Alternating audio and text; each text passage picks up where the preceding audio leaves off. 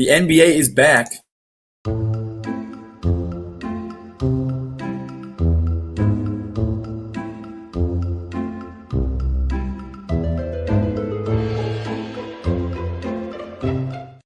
What is going on, everybody? Welcome to the More Than Philly Sports Talk Show. It is great to be here with all of you today. We have a big show in store for you. The NBA is back, and the NFL as well. Some interesting news to break down there from Gavin's Pittsburgh Steelers.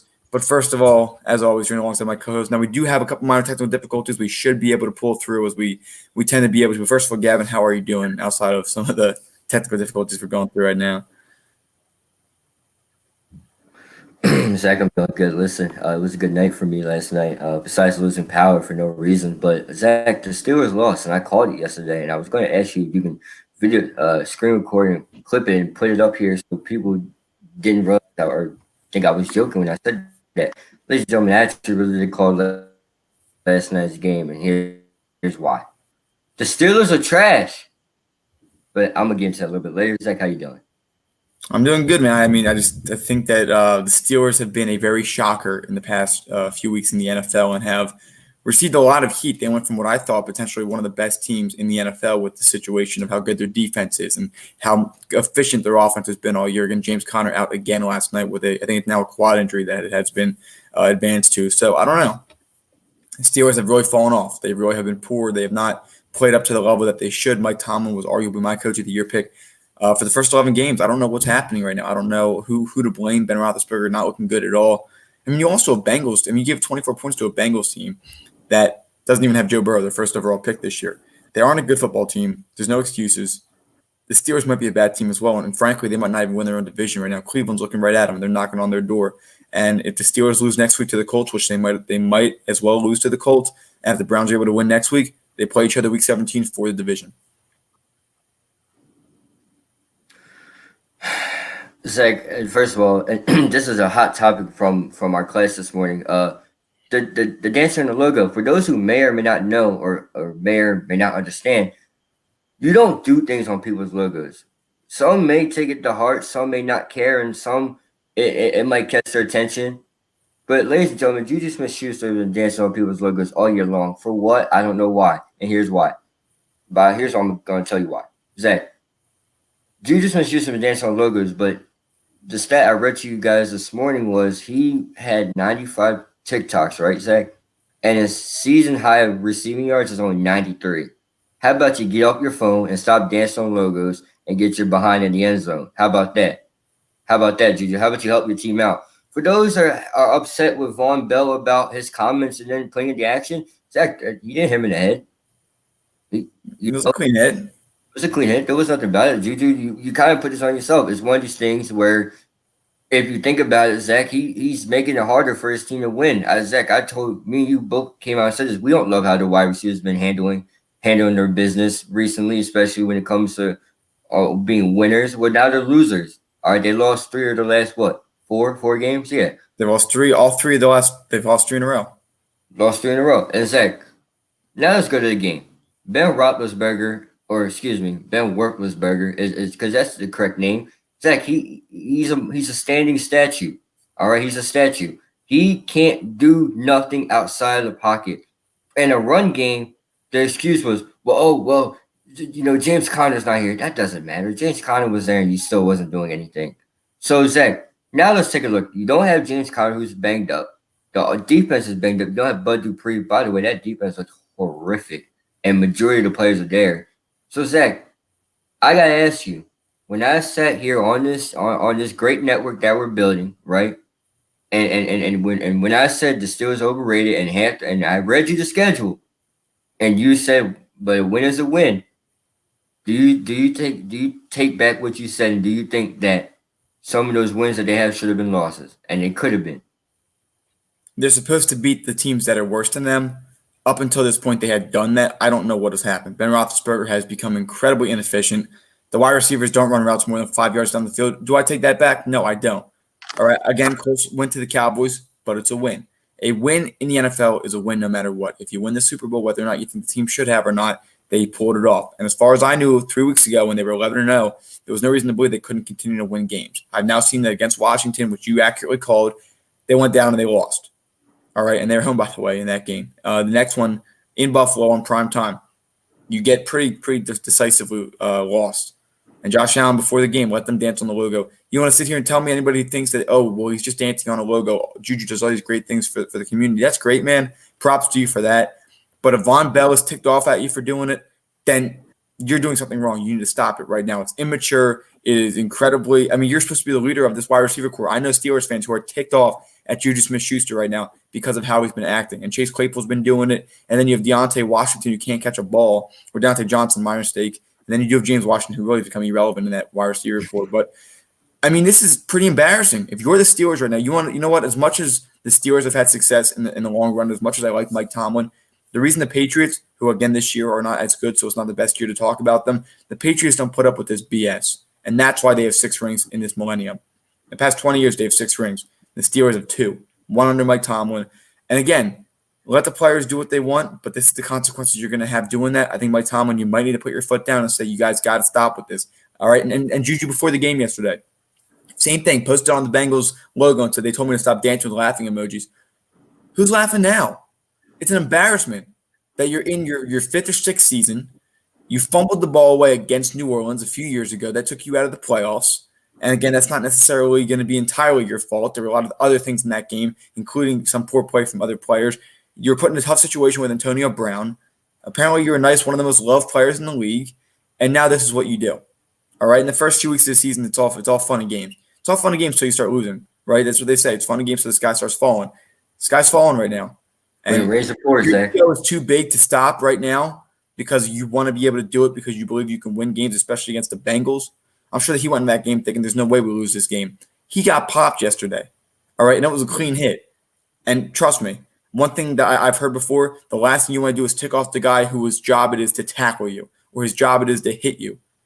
All right. It's not smart play by Juju Smith-Schuster. Nice guy. I think we really shouldn't be wasting time talking about this. We should be talking about the foundations he works with. We should be talking about how he's helping inner city kids in Pittsburgh. However, when Von Bell is hitting you, when Josh Allen is saying those things, we have to give this the time of day. We have to give this the respect because it's an issue and it's causing big problems for the Pittsburgh Steelers against their opponents. Zach, Terrell Owens ran to the star after he scored a touchdown, right? And what happened to him? He Got popped. He got away with it. The second time, he didn't get a chance to extend time. He got popped.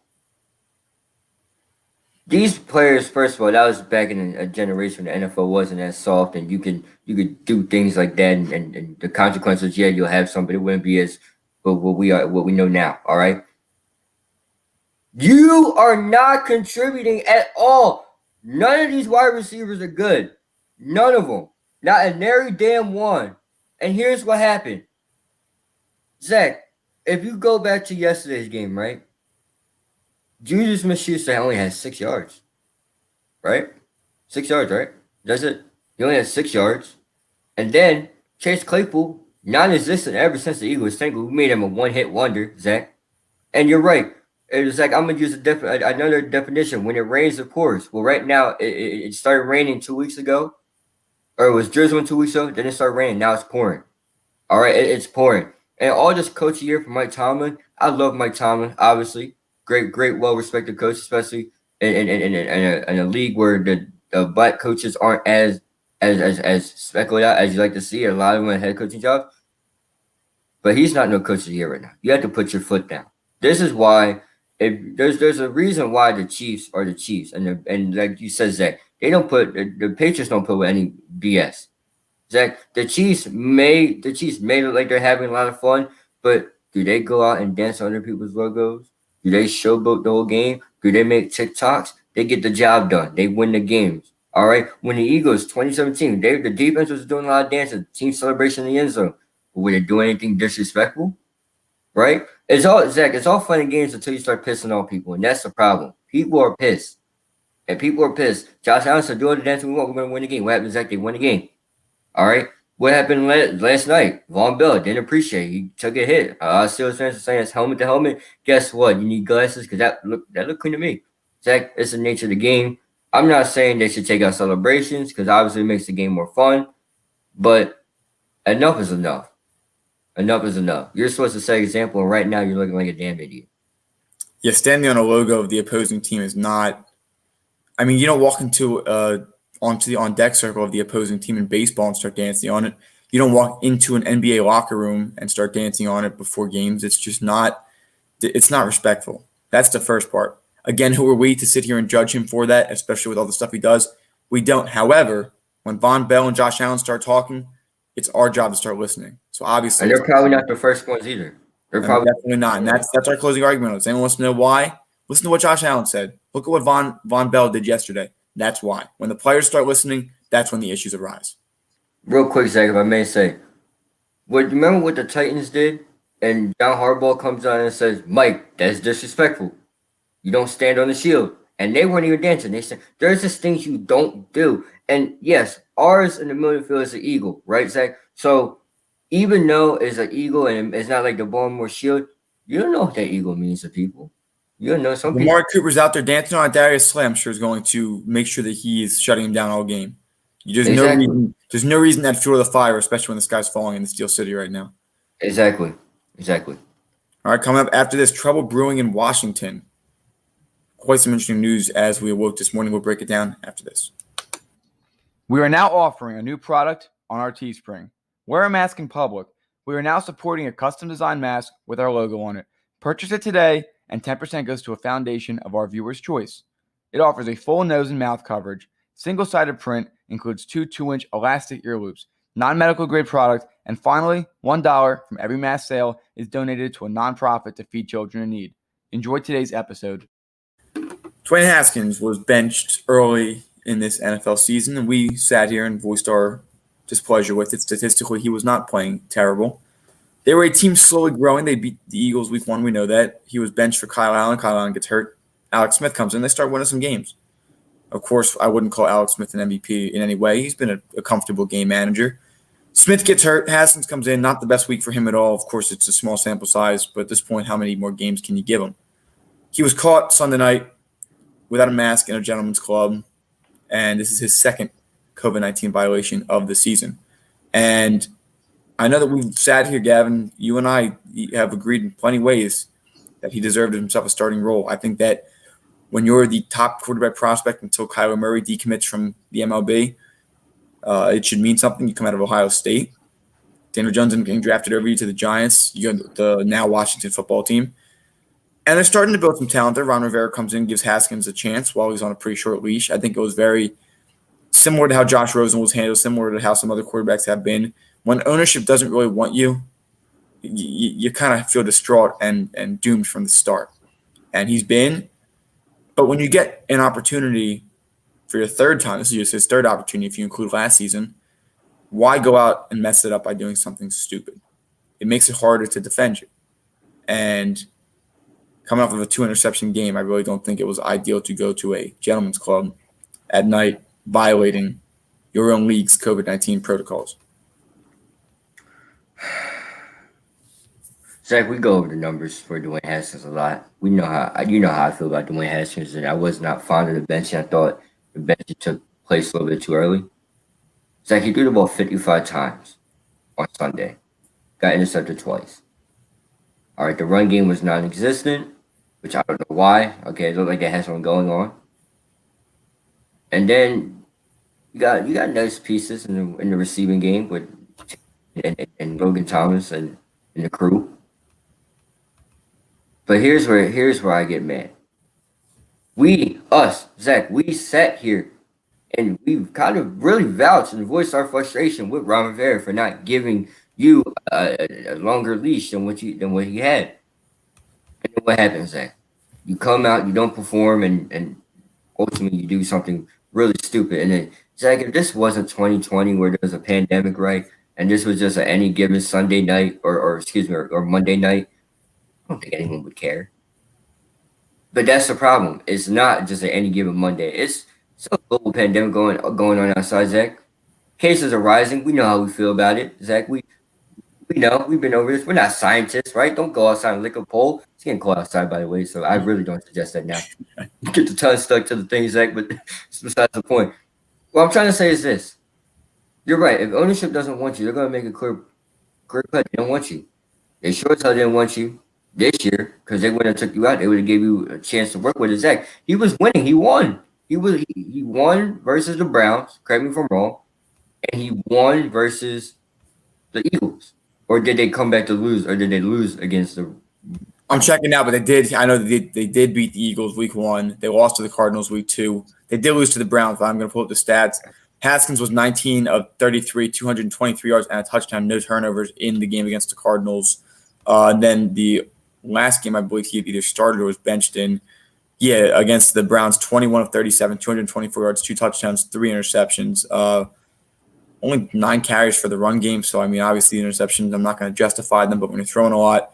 Then against Washington, he was 32 of 45, 314 yards, no touchdowns, but also no interceptions. And then against the Rams, he was officially benched for Alex Smith and Kyle Allen, which really weren't much better. But again, we were not fond of it. The stats didn't, I mean, a couple of interceptions, of course, but that's part of the growing process. And don't mean Washington doesn't have the best O-line or the best talent. Of course, they have Terry McLaurin, who's a pretty good, legit wide receiver, one in this league.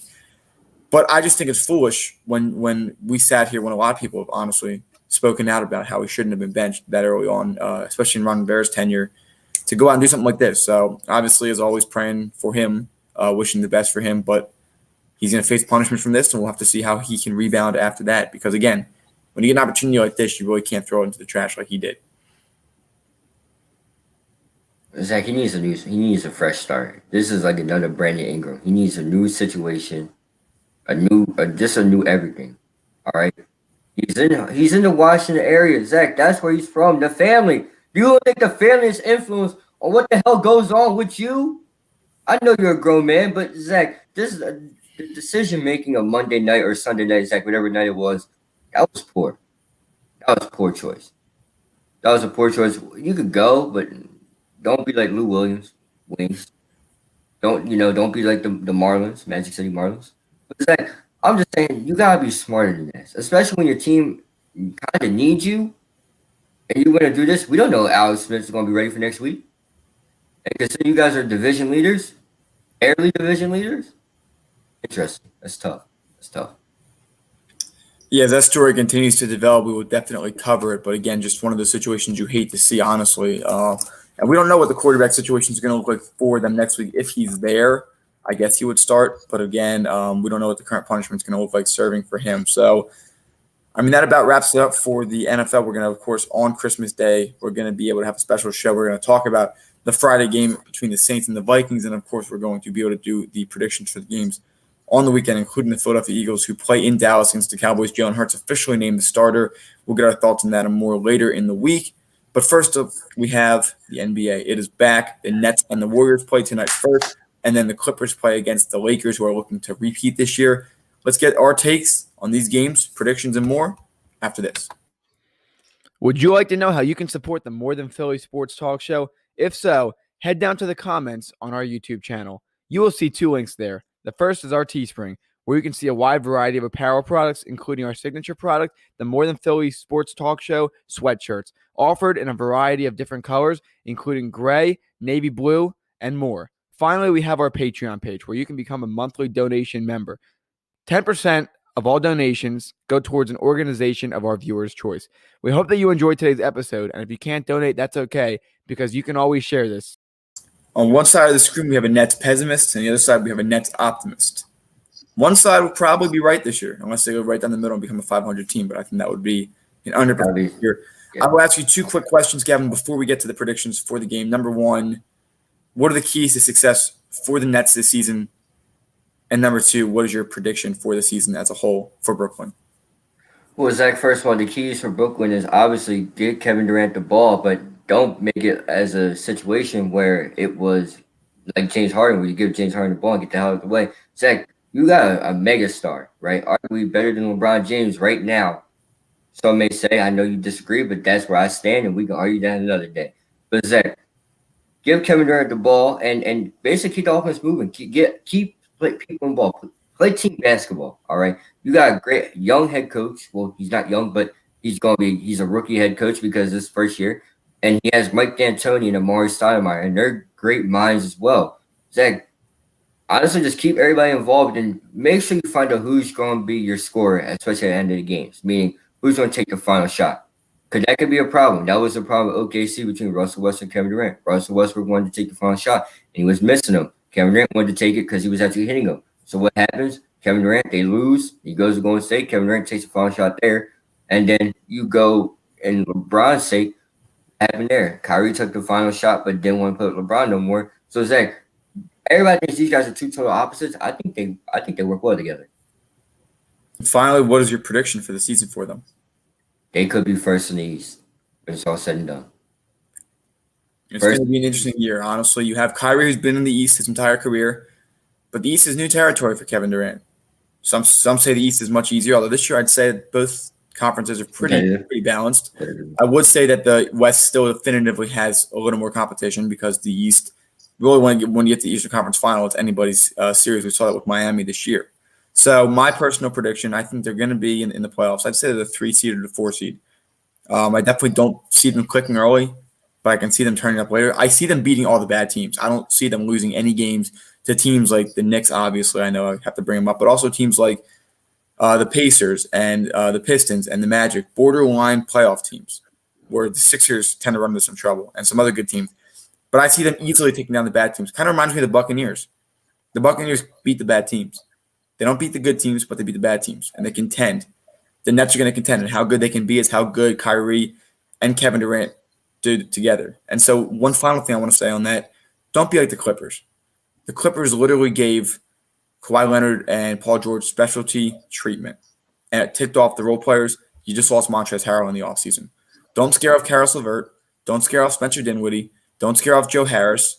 Don't scare off any of these guys. DeAndre Jordan there, and also don't scare off Jared Allen. You have a lot of young talent with that team. The fact that you got these two talented stars without losing anything, I mean, that's insane.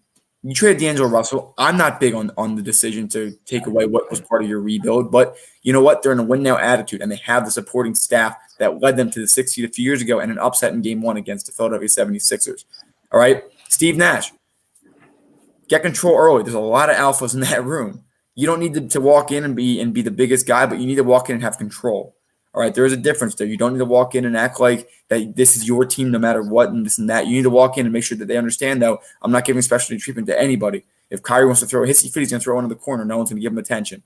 All right, that's how it's going to work. He's already causing issues without talking to the media. But on the court, I don't really view it as a team issue, though. I don't really view it as a team issue. It's going to bleed into one. Don't you worry. It's going to bleed into one if he continues with this. All right, because this is, Gavin, we can agree, this is probably the most talented team in the East. However, they need to be able to work together. And that's what I'm worried about. And when you saw how the Clippers rolled out last year, it became a disaster really fast. So don't let them fool you in the regular season. Wait till the playoffs. Wait till they get some adversity.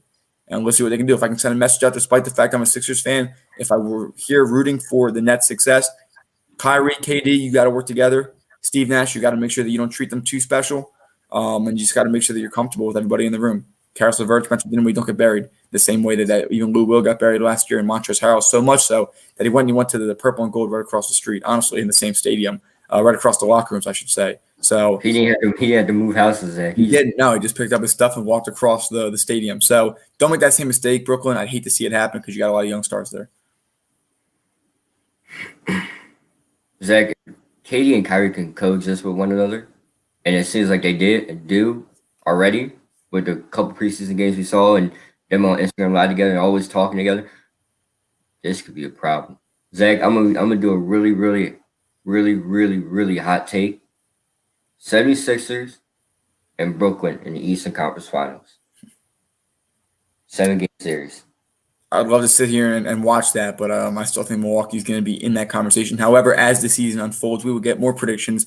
But other than that, Gavin, let's get the prediction for the game. Nets Warriors. Who are you taking in this one? Ooh, my man Steph Curry, James Wiseman. Oh man. No Draymond Green though.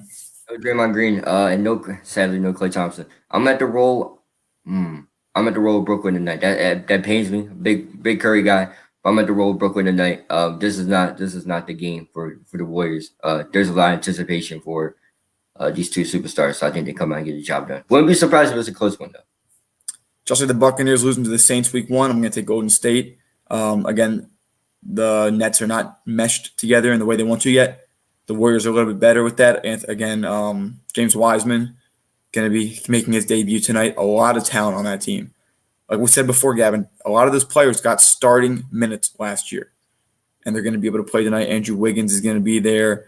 You just have a really talented team there. You made that move with the Suns to get Oubre, and I think that it's going to be a pretty good matchup tonight. I'm going to take. I think Wiseman gets 20 though. I think Wiseman gets 20. Wiseman gets 20. I think it'll be interesting. It'll be fun one to watch, the second overall pick in the draft. And just by the way, everybody, Anthony Edwards had a pretty good preseason. I don't know why no one's talking about him, but he had a pretty good preseason with Minnesota. But I'll go tonight. Is he going to be starting? Because I know he wasn't starting in the preseason, which is pretty. I'm not sure if he'll be starting yet, but I imagine he would be.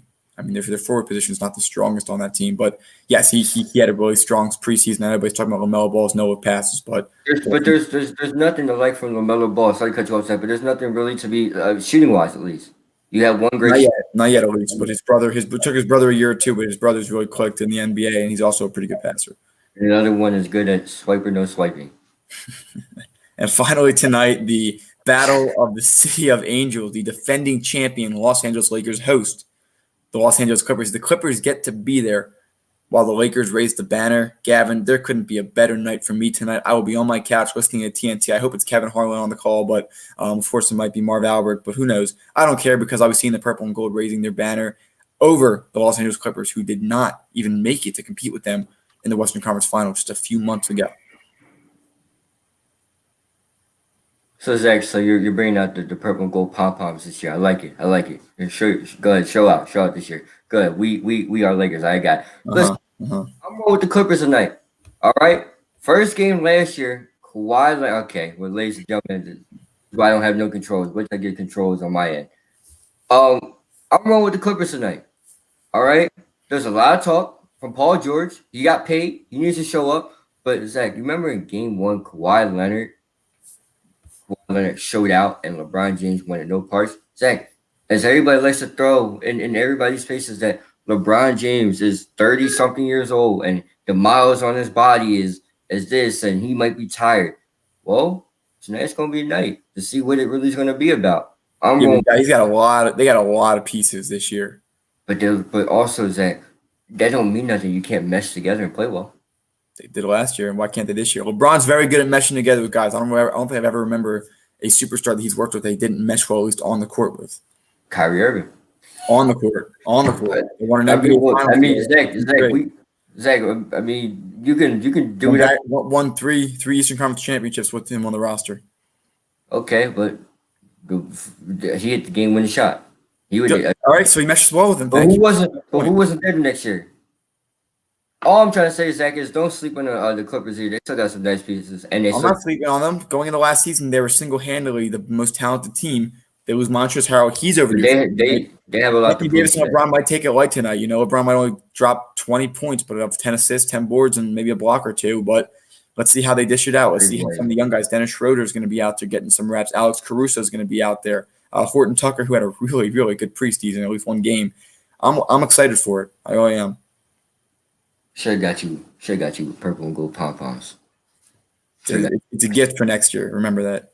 Okay. Well, I might get you them this year. Maybe so. So with that phone ringing that time of day. With that being said, Gavin, anything else you wanted to say before we wrap up today's show? I got the Clippers tonight, Zach. Kawhi Leonard drops 26, and Paul George gives me 21, and Tyronn Lue goes 1-0. And for the Sixers, tomorrow's the night. Can't wait to see it, Zach. I'm all ready. NBA's back. Yes, sir. Of course, I'm going to be going with the Lakers in this one. I think that it's going to be a close one, but I think the Lakers. So with that being said, everybody, thank you so much for joining us today. Enjoy it. Subscribe, like, comment. Have a great night, and let's go Lakers. Have a good one, everybody. Go Clippers, man. If you enjoyed today's video, make sure to like, comment, and subscribe if you haven't. In addition, hit that bell icon and set it to all to get reminded